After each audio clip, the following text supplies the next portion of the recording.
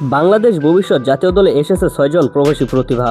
কে কোন পজিশনে খেলেন এবং কে কবে থেকে বাংলাদেশ জাতীয় দলের জার্সিতে খেলবেন।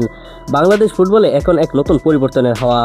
দেশের বাইরে বেড়ে ওঠা বাংলাদেশি বংশোদ্ভূত তরুণ ফুটবলারদের জাতীয় দলের পাইপলাইনে যুক্ত করার উদ্যোগে সামনে এসেছে বেশ কয়েকটি নতুন নাম, যেমন Kaban Sulliban, Adam Abbas, Zidane Yusuf, Suki Itusufa, Mohammad Mahikan এবং শাইলা মদিনা আহমেদ। তবে শুরুতেই একটি বিষয় পরিষ্কার করে দেওয়া দরকার, এই ৬ জনের সবাই এখনো বাংলাদেশের সিনিয়র জাতীয় দলের খেলোয়াড় নন। কারো বয়সভিত্তিক দলে খেলার সুযোগ তৈরি হয়েছে, আবার কারো ক্ষেত্রে বাংলাদেশের হয়ে খেলার সম্ভাবনা নিয়ে আলোচনা চলছে। চলুন একে একে জেনে নেওয়া যাক। প্রথমে রয়েছে কাবান সুলিবান। কাবান সুলিবান যুক্তরাষ্ট্রের একজন অন্যতম আলোচিত ফুটবলারের নাম। তিনি যুক্তরাষ্ট্রে জন্মেছেন এবং তার মায়ের দিক থেকে তিনি বাংলাদেশি ও জার্মানি বংশোদ্ভূত। তিনি মূলত মিডফিল্ডার এবং বর্তমানে ফিলাডেলফিয়া ইউনিয়নের সঙ্গে খেলছেন। সবথেকে গুরুত্বপূর্ণ বিষয় হলো কাবান যুক্তরাষ্ট্র, জার্মানি এবং বাংলাদেশের হয়ে খেলার যোগ্য। তবে বর্তমানে তিনি যুক্তরাষ্ট্রে যুব জাতীয় দলের প্রতিনিধিত্ব করছেন, তাই বাংলাদেশের সিনিয়র জাতীয় দলে দেখা যাবে তার কোনো নির্দিষ্ট তারিখ নেই। দ্বিতীয় নাম অ্যাডাম আব্বাস। অ্যাডাম আব্বাস একজন রাইট উইঙ্গার, প্রয়োজন হলে বা প্রান্ত এবং সেন্টার ফরওয়ার্ড হিসেবেও খেলতে পারেন। তার মা বাংলাদেশি এবং বাবা জামাইকা এবং নাইজেরিয়ান বংশোদ্ভূত। ইংল্যান্ডে বেড়ে ওঠা অ্যাডাম আব্বাস ম্যানচেস্টার ইউনাইটেড এবং বার্নালিও যুব ব্যবস্থায় ছিলেন। এখন সবচেয়ে বড় খবর হলো অ্যাডাম ইতিমধ্যে বাংলাদেশে এসেছেন এবং অনূর্ধ্ব-20 জাতীয় দলের ক্যাম্পেও যোগ দিয়েছেন। বাংলাদেশের অনূর্ধ্ব-20 দলের সামনে রয়েছে এএফসি অনূর্ধ্ব-20 এশিয়ান কোয়ালিফাই, যা 31 আগস্ট থেকে সেপ্টেম্বর 2026 পর্যন্ত উজবেকিস্তানে অনুষ্ঠিত হবে।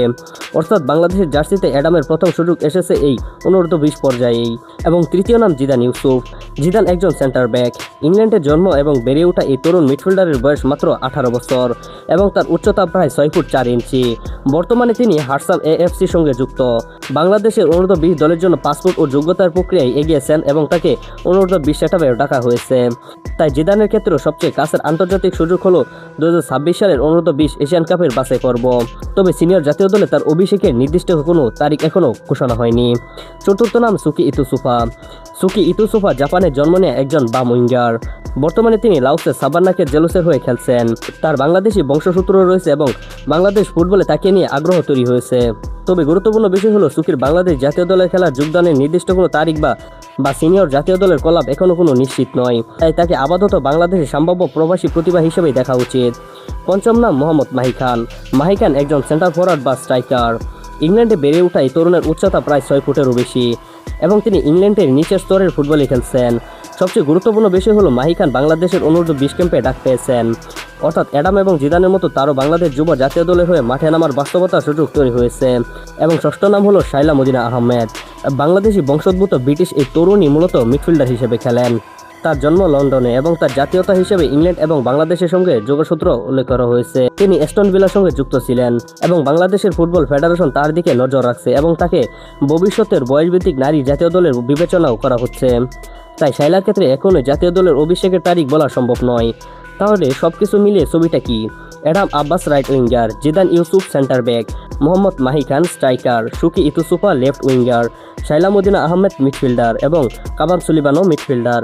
এদের মধ্যে অ্যাডাম, জিদান এবং মাহির খানের বাংলাদেশের অনূর্ধ্ব-20 পর্যায়ে খেলার সুযোগ সবচেয়ে তাৎক্ষণিক, কারণ তারা ইতিমধ্যে অনূর্ধ্ব-20 সেটআপের সঙ্গে যুক্ত রয়েছেন।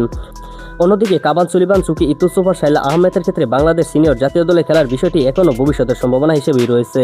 তবে একটা বিষয় নিশ্চিত, প্রবাসী বংশোদ্ভূত এসব তরুণ প্রতিভাকে সঠিকভাবে গড়ে তুলতে পারলে বাংলাদেশ ফুটবলে তৈরি হতে পারে একটি শক্তিশালী নতুন প্রজন্ম। আপনার কি মনে হয় এই 6 জনের মধ্যে কে ভবিষ্যতে বাংলাদেশ জাতীয় দলের হয়ে সবচেয়ে বড় তারকা হতে পারবেন? আপনার মন্তব্য কমেন্ট করে জানাতে ভুলবেন না এবং অবশ্যই আমাদের চ্যানেলটিকে সাবস্ক্রাইব করে ভিডিওতে একটি লাইক করে যাবেন।